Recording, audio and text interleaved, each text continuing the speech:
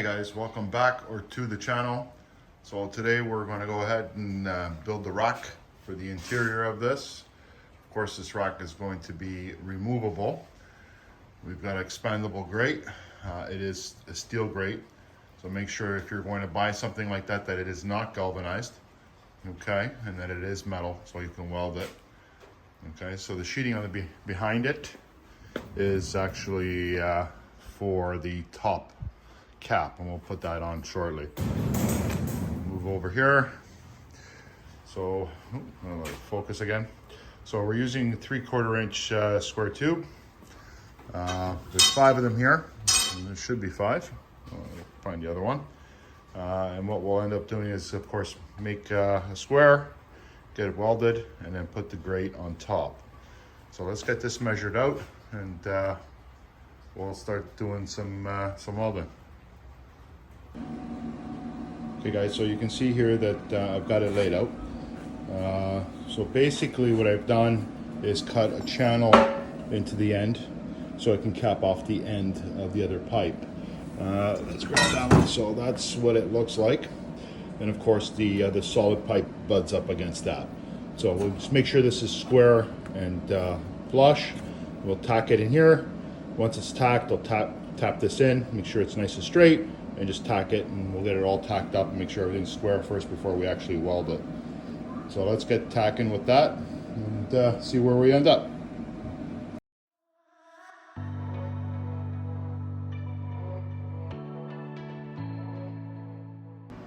Okay guys, so you can see that I've got the outer section of the rack in the oven. It's been tacked and welded, also clamped to the rails. Reason why I'm doing that is I don't want it to warp when you're welding this kind of piping with lots of warping. So what we'll do is we clamp it down, we do the tack welds or the full weld on the outsides here. We're going to put a cross beam in and we'll tack that. Then what we'll do is we'll take it out to finish up all the welds, clean it, grind the welds out, and then put it back in and see how well it sits. If it doesn't sit well at that point, then we'll do a little bit of bending. But as far as I can tell, she's going to sit pretty good. So let's get the cross brace cut out and tacked in, and then we'll take it from there. So we've got the cross base in, as you can see. Everything's completely welded. This will slide in and out. Now we'll put the adjustable grate on top, and we'll tack that in.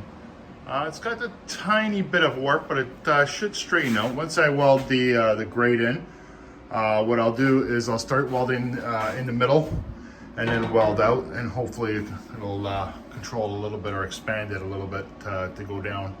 But she's looking good. I cleaned up the top with the grinder, and we should be ready to rock and roll with the grate on top.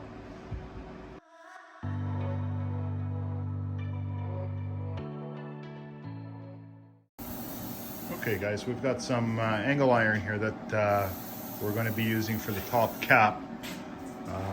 What we're going to do is we're going to make a frame that's going to slip over the actual oven, and we'll put the sheet metal on top. So what I'll do is I'll get this cut up, I'll show you how I'm going to cut it, and set it up and get it ready for welding. So we've gone ahead and cut the angle iron, and you can see how that's been cut. We cleaned up the corner. So how that's actually going to work is I'll lie that flat. So the other angle iron is going to butt up just like that. Okay, making a cap. And then that cap is going to slip over the top of the oven. And we're going to do that. So those are the two front and back piece, and then we'll cut the longer ones there for the left and right side.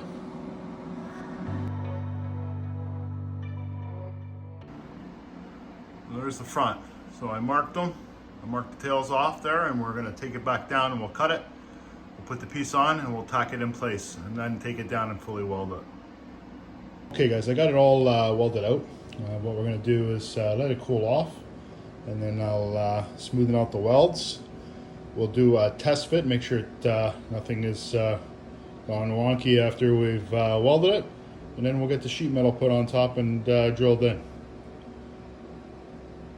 So we got the upper plate done. What we're going to do now is run some silicone around the edges, and then we're going to stuff the top of the oven with some high temp or fire retardant insulation, just to make sure it's all covered up nicely, and then that's going to go on top. And I'll show you what that looks like as soon as we get it on.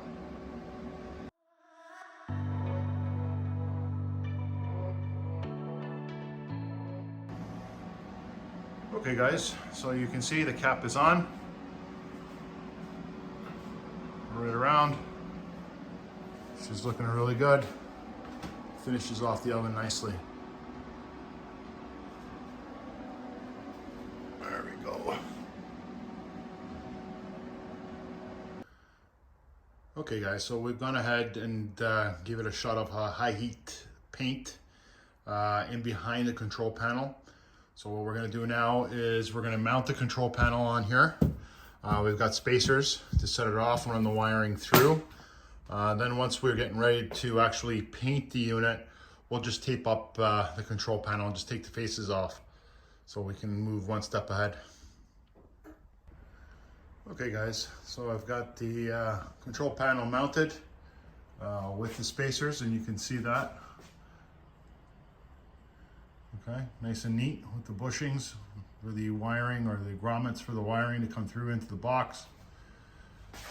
And she's sitting right off the panel, so that's what we want. We want circulation of air, so the control panel doesn't get too hot, and that's why the fan's in there also. So she's looking good. So next is paint, and then high temp glass, and then a test run.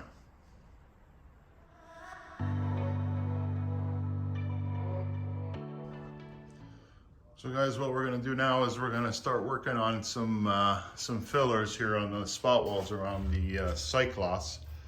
So what I'm going to do is I'm going to clean it all up. We'll sand it down a little bit.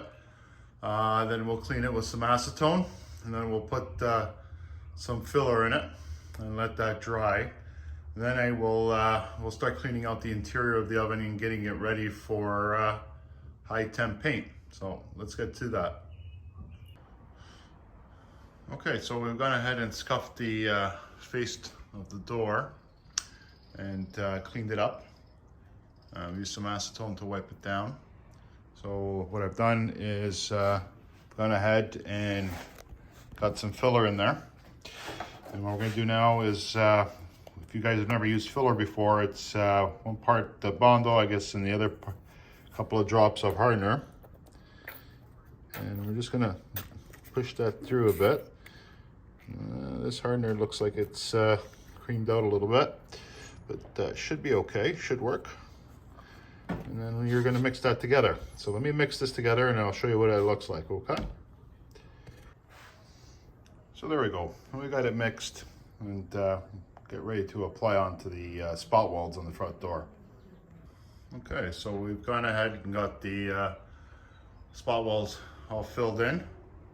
We'll let that cure for a bit, and then we'll get ready to clean up all the Bondo or glaze, and then we'll give it a shot of primer on those areas just to make sure they look good, and then get ready for the high heat paint. Okay guys, so you can see I wrapped up the controller and taped her up. Gone ahead and removed everything from inside the oven, including the hanger. We'll tape up the light and the probe, and now we'll get ready to do some prep. We'll do some sanding and cleaning. I guess first what I'll do is I'll use acetone and wipe her down, and then we'll sand it up and get it nice and clean, and then rub it down again with some acetone, and then get ready to paint. So guys, we've got the whole interior sanded out, smoothed out. All the welds that you see are smoothed out there, all the markings from the inside are the cross braces that we welded, smoothed out the bottom. And she's ready to be painted on the interior. So what we're gonna do is we'll do the interior first. I have to tape up the light now and the probe, and then we'll get mixing some paint. Okay guys, so we've got our high heat, our high temp paint. We've got some acetone. What I do usually when I do a mix, it's 3 parts paint, 1 part acetone. Makes it spray real nice. That's the setup I'm using. Okay, I do filter it. Okay, and get it into the gun. I think that's a 1.6 tip, if I'm not mistaken. It seems to spray this high temp paint really nice. So mix enough to get maybe about 2 coats on the interior. So let's clean up the edge of this cup, and then we'll put the lid on it and we'll get spraying.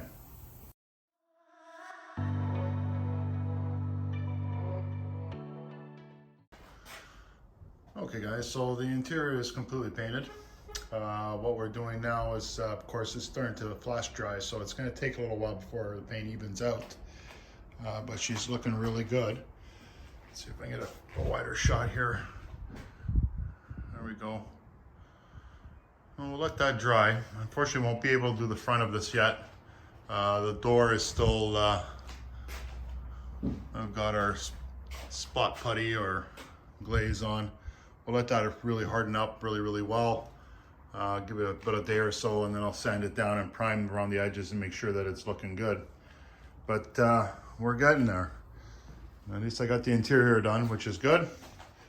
And next is the exterior. So we'll get there shortly.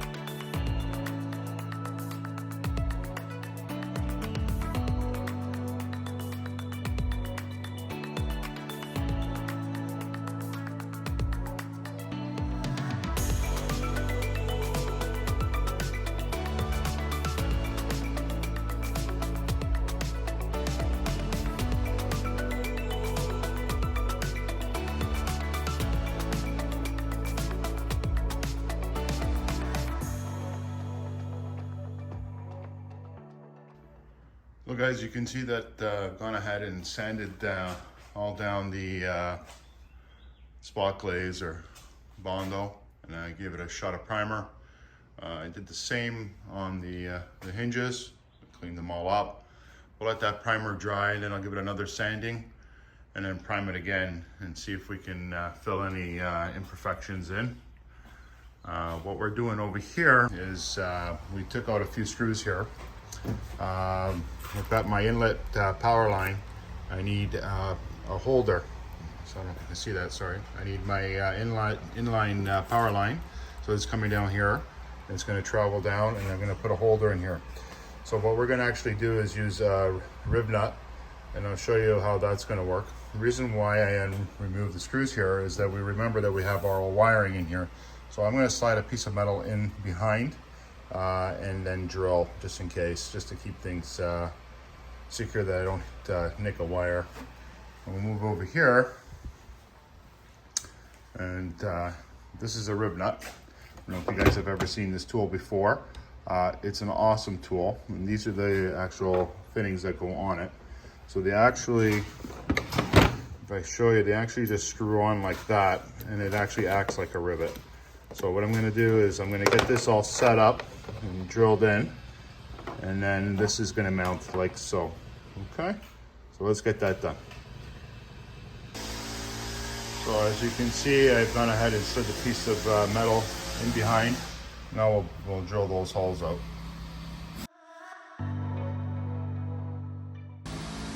So what I've done is gone ahead and screwed on that nut lug or rivet nut.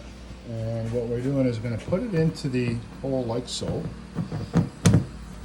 and then tighten the handles in, and that gives us a nice tight fit. So let me squeeze this in. As I'm holding the camera, I can't do that, but I'm going to squeeze it in and I'll show you how that looks. There you go guys, it's in there, it's nice and tight. It's flush to the panel. Let's get the other one in, and then we'll see how that clamp fits on. All right there. So we've got that in. We'll just tighten those up.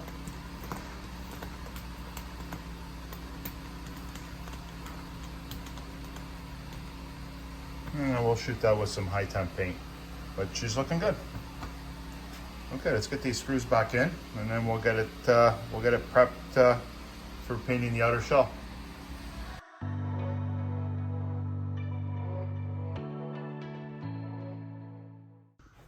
So guys, we've got the outer part of the oven prepped, and or the outer shell prepped and cleaned and wiped down.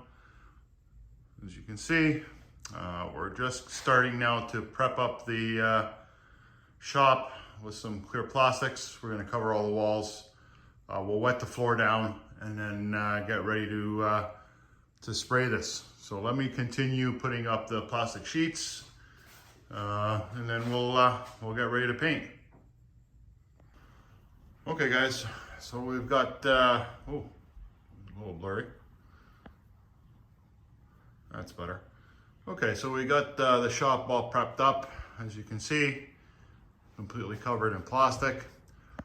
And what we'll do now is we'll get the floor wet. Okay, and we'll get mixing some paint. Of course, we're going to do 3-to-1 again with 3 parts paint, 1 part acetone. But she's all cleaned up, all ready to rock and roll. Wow, that camera's going real blurry. But there it goes.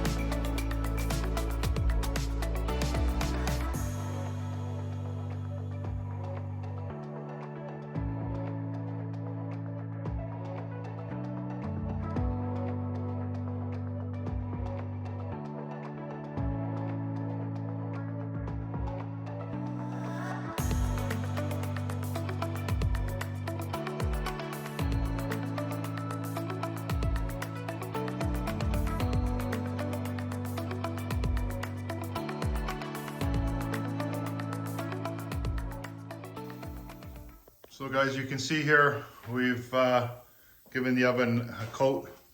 What we're doing is we're gonna let it flash dry a little bit, probably about 5 to 6 minutes or so, and then proceed to doing the second coat. Just came back in to show you guys what it looks like. We'll do a walk around. This is the control panel side. Looks like it flowed pretty evenly, even though the camera's blurring up. The door. I gave the base, the bottom base section on the interior another shot, but she's looking pretty good. Well, let's let her dry up a little bit more, and then we'll mix up the second coat. Okay guys, so we got the second coat on it. It's still a little tacky, of course. As you can see, it's pretty shiny. It is a matte finish. So we'll let her dry, and then we'll get the high temp glass installed and rehook everything up. We should be ready to rock and roll. Looking good.